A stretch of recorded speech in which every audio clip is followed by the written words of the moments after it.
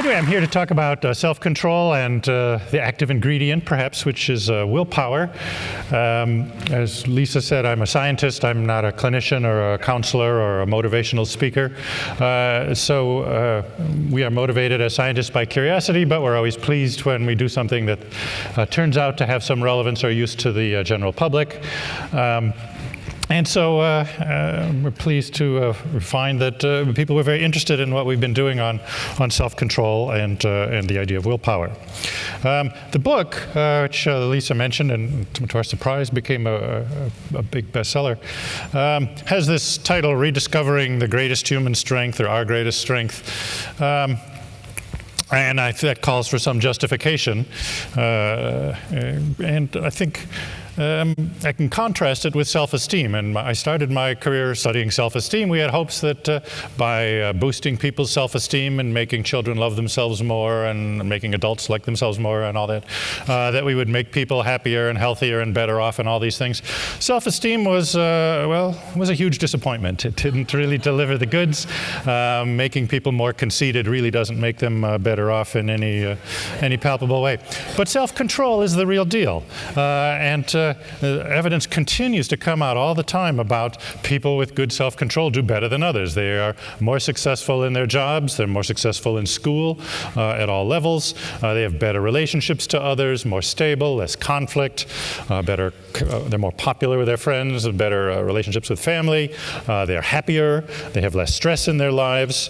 They are better adjusted on all sorts of behavioral and mental health measures. Even physically, they are healthier. They avoid all sorts of problems. They're less likely to go to jail, less likely to engage in abusive relationships, engage in crime, less prejudice against others, and so on. And at the far end of life, people with good self-control actually live longer than others. Well, that's quite an impressive list for something that's a psychological trait, and I think warrants paying considerable attention to it. And the bottom line there, it's actually difficult to identify any major personal problem that lots of people in society are suffering from that doesn't have some degree of self-control failure as at least part of it. So it has great practical value. Again, that's my interest in it was out of sort of basic curiosity about the self, but it was very gratifying to discover that it has all these benefits. Now, what is self-control? It's the capacity to change yourself. In psychology, we call behavior responses. Self-control is overriding one response to change into something else. And this could be changing your thoughts to make yourself concentrate and focus on something, changing your emotional state to calm yourself down when you're being angry, resist anxiety or fear, and so forth.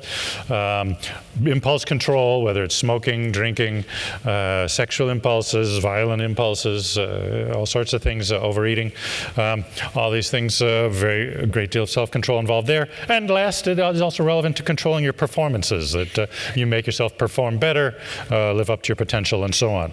The scientists like the term self-regulation instead of self-control. I like the term regulate because it means to change, but not just to change. It means to change based on an idea. So when the government regulates how people make buildings, it doesn't just say, well, to make them differently. It says, well, they have to be made in a certain way, so that the rooms have windows and the escalators work and the toilets flush and so forth. Self-control, vital for human social life. It's a key to enabling us to live together. Morality, when you want to do something bad and you resist the temptation and instead do the right thing, that's self-control at work. And even philosophical discussions of free will and so forth, self-control is very central to those. Now, how much does this go on a daily basis? We published a study just this year where we had a couple hundred people at a city in Germany where beepers for a week, and every time the beeper went off, a number of times per day, they had to stop and record, are they having a desire at this moment? And if so, what are they desiring? If they're desiring something, are they resisting it? Is there conflict? And are they eventually doing what they did? And so one question is the desired, what you desire, do you actually do what you want to do? Well, if you're not resisting your desires, you don't always do it, act them out anyway. Sometimes you can't do it because it's raining, or the person says no, or you don't have a gun, or whatever. So 70% of the desires are acted on when people don't resist them. That drops to 17% when they do resist them. So we are using our self-control all day, every day to resist lots of desires. And it's very important for the process of civilized life that people control themselves and limit their desires in some way. And as you see, highly effective, not completely effective, but highly effective. In terms of how much, if we extrapolate from the beeps, people are having desires a lot, about half the time they're awake, 8 hours a day. Resisting desires, 3 to 4 of those hours are spent resisting those desires. And giving in to a desire that you've already resisted, there's a glorious, guilt-ridden half an hour on average per day. Now, a central thrust of my research has been that the basic energy that you use in self-control is limited, that it seems to operate on the basis of some kind of resource, some kind of energy that is limited. And over time, we've become, with some reluctance, willing to use the term willpower. Terms that are used in the popular culture and Victorians and so forth, they come with a lot of emotional baggage, so we hesitate. But there was something right about it. It's perhaps not exactly the way the Victorians thought about it. Anyway, the key point is, though, it takes energy to exert self-control, and it's a limited amount of energy. And so one strong sign of this is that after you exert self-control, you seem to have less left over, as shown in if another demand for self-control comes along, you're more likely to fail at that. So in a sense, you use up some of your energy, and until it has a chance to replenish, your willpower will be temporarily down. It's not a constant feature of your character that you have good or bad willpower, but something that fluctuates through the day. One of the studies that showed this, we had people come to the laboratory. In psychology, you can't tell them what you're going to test. Certainly you can't tell them we're going to test your self-control, because then they go, all weird. So we tell them something else. We told them we're going to study their memory for taste sensations. And so they come, and so we said it's necessary that you not eat anything for 3 hours before the experiment. So they come to the laboratory, they're hungry, skipped lunch, and the next part I guess was kind of mean. We set up a microwave oven and baked chocolate chip cookies in there, and you know how it blows out that scent, so it's very tempting aroma. So people come to the laboratory and they, oh, well, this smells pretty good, and then we seat them at a table, and sure enough there's a nice stack of these freshly baked chocolates, and in case they weren't into cookies, there's chocolate candies and all that, all looking very nice. Also on the table there's a bowl of radishes. And the experimenter says, well, you're going to be in the radish condition. So your task is going to be to taste these radishes, and don't touch the chocolates or candies there for other people in the experiment.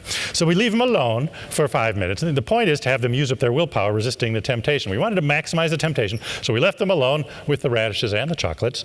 Of course, we didn't trust them. So we secretly observed what they're doing. And we saw, lots of longing glances at the cookies. People pick them up and sniff them and put them back. People drop them on the floor and pick them back. But, yeah. But anyway, nobody bit into the forbidden food, and everybody managed to eat at least the better part of a radish. So we compared two control conditions, one where we told them to eat the chocolates and cookies, and one with a no food control. But still, the ones we're interested in, the ones who had to sit there seeing those chocolates and smelling those chocolates and wanting those chocolates, and instead had to make themselves eat those stupid radishes. Then, to borrow a task from stress research, we took them to a different room where there were no chocolates, and gave them a task to see how long they would go before they give up, and secretly it was rigged so it was impossible. So you see how long people keep trying before they give up. And as you can see from the results, fairly dramatic differences for your laboratory study. These are huge effects. That the people in the radish condition quit much faster on the next task than those in the control conditions. So resisting the temptation of those chocolates, making yourself not eat that delicious smelling, delicious looking stuff when you wanted it, and making yourself eat those stupid radishes instead, that took something out of them that they did not have available anymore to help themselves keep working and keep trying on the next task. Well, that study, many different versions and procedures have shown the same kind of effect. after people exert self-control in one task, on the next task they do worse. We wondered, does this happen in daily life? I mean, it's clearly true in the laboratory. What about in daily life? Well, we went back to the beeper study, and we looked, well, as we obviously we missed a lot, but we caught them from time to time. And had we caught them during the day resisting some other desire, was that going to weaken their resistance to subsequent desires? And sure enough, if you look at the blue line, if you're not resisting it, then it doesn't matter how much you've resisted other temptations.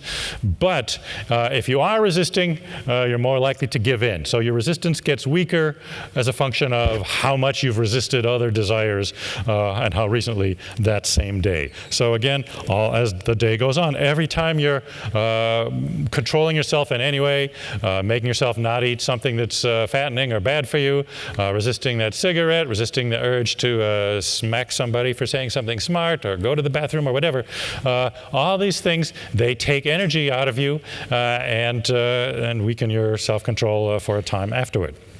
So we say self-control works like a muscle. It gets tired after exertion. The effects are also conservation effects. They're not that your willpower is gone. It's just down a little. Like with a muscle, when it starts to get tired, you start to save your energy for other tasks. So you never really get down to zero. It's not that your willpower is gone, but you're conserving it for later. And we also find in a number of studies that if you regularly exercise your willpower, it gets stronger. And getting stronger in one sphere makes it stronger in everything. Willpower, there's only one resource that you have. It's the same resource you use. So you don't say, I have good willpower for getting my work done and bad willpower for keeping my apartment clean. It's the same willpower, but being limited, people channel it into one thing rather than another. Anyway, if they exercise regularly over time, they do get better and stronger at it. So arbitrarily making yourself conform to rules. In some studies we have people, if they're right-handed, just use your left hand for things, for opening doors and brushing your teeth or whatever. Just the exercise of changing your behavior and doing that day after day, that strengthens your willpower and makes it more durable. As I said, there's one willpower, not many, so it's the same willpower for controlling your thoughts, your feelings, restraining your impulses and desires, and also for performing tasks. Now, it turns out, too, that self-control is not the only use of willpower. I think some people can get the idea that self-control depends on energy. They feel they have a desire for something, and so it takes strength to resist that desire, so they can sort of almost feel the energy struggle there. That much I think people have an intuitive understanding of, but we find making decisions also uses the same resource, and does initiative, responding actively instead of passively, standing up, taking action, taking initiative. All those seem to draw on the same resource. In one of the initiative experiments, we had people first, we depleted their willpower, and then we sat them in front of a computer, and the experimenter said, okay, respond, just the computer will give you the instructions for what to do next. The experimenter hits start on the computer and leaves the room, and the computer was pre-programmed to just go to blue screen and just do nothing. And we looked at how long did this person just sit there staring at the computer doing nothing. And the people who had already exerted self-control and depleted their willpower, they sat there twice as long just staring at the blank screen before getting up to go say, hey, the computer's not working, let's get going, I don't want to be here all night. So again, taking action, taking initiative uses the same energy. Decision fatigue is something many people are interested in, and as I said, there's an interesting second dimension to the self-control research because it uses the same pattern. And so when you make choices, your self-control is impaired afterwards. We're always hearing about these political scandals and so on. Well, people are making decisions all day. I'm not saying we should make excuses for them, but people are making a lot of big decisions. They use their willpower in that, and then in the evening, well, they maybe do something that looks pretty bad in the papers. But again, they're limited. They're not superhuman beings, and very much the opposite. So their willpower gets depleted, and they succumb to temptation. But what about in the other direction? After exerting self-control, then your decision-making is changed too. And it's important to know this if you're in a decision-making job. People are more likely to postpone or avoid decisions when they're depleted, when their willpower is down. They say, I don't want to decide. People say, you can decide. You can stay in or go out. I'll cook you anything you want. Just I don't want to decide. You pick. Compromise is another thing. Compromise is a more difficult kind of decision. It takes more energy, so you have to pull in both sides, or even just compromising between price and quality. You want some, you don't want to spend an arm and a leg, but you want to spend some money, you want to get some quality, and so forth. Trading those off is mentally strenuous and uses willpower. Mostly people will do this when they are fresh, but when they are depleted from acts of self-control, they're more likely to say either give me the cheapest or give me the best. In other words, pick one dimension and maximize on it, and the compromise goes out the window. Picking the default option is less common when people are depleted. Car salesmen and people like that know this. There's a nice study done with Audi dealers where they show they start by having you choose among the 200 different possible interior fabrics. You use up all your willpower. I mean, they don't quite know the theory, but they knew that this worked. So you spend all your time, which shade of taupe is exactly right, and so on. And then your willpower is gone, and then come the more expensive decisions later on and say, oh, I'll just take whatever's standard. You can spend a lot of extra money that way. Impulsive, self-indulgent decisions are also more likely when people are depleted, as people are also succumb to irrational bias. They make their decisions on things that should be irrelevant and aren't properly helpful in their decision, and as a result make poor quality decisions. So all of these patterns occur also in changes in decision-making when willpower is low. Now, I said your willpower fluctuates at times. That doesn't mean that there aren't differences. Yes, some people are better at self-control than others, and we have a scale that we use, a questionnaire, and you can sort of sort people who are better or worse at self-control.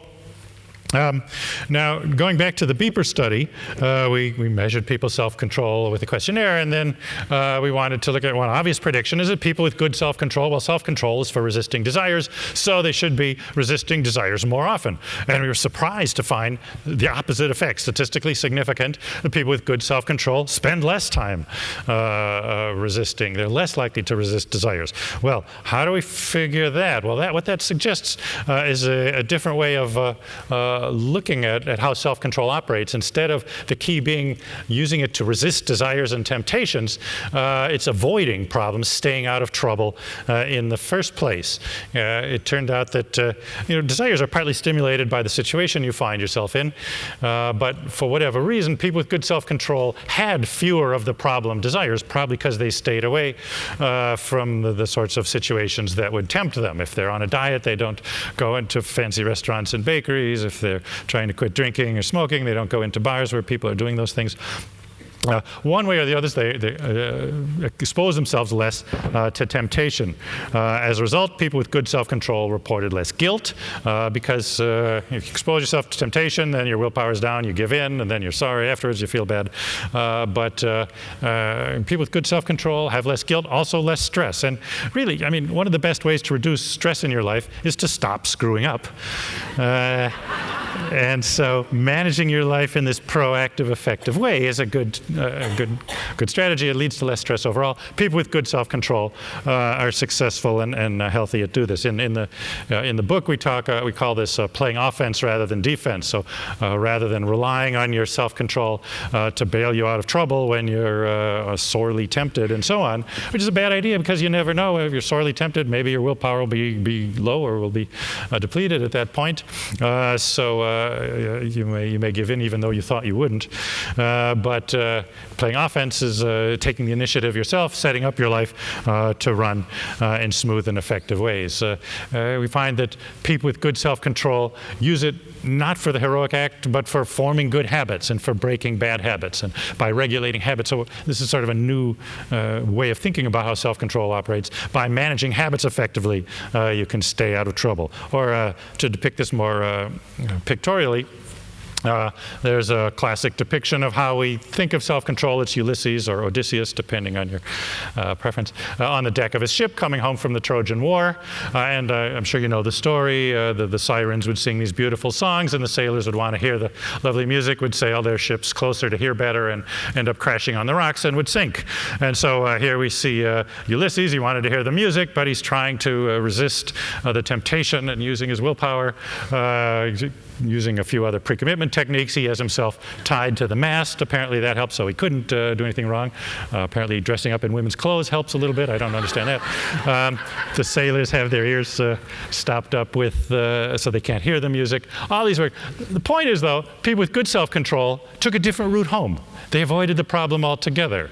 This is our cultural image of self-control as struggling with temptation in the heat of the moment, but that's perhaps not the best way to go about it.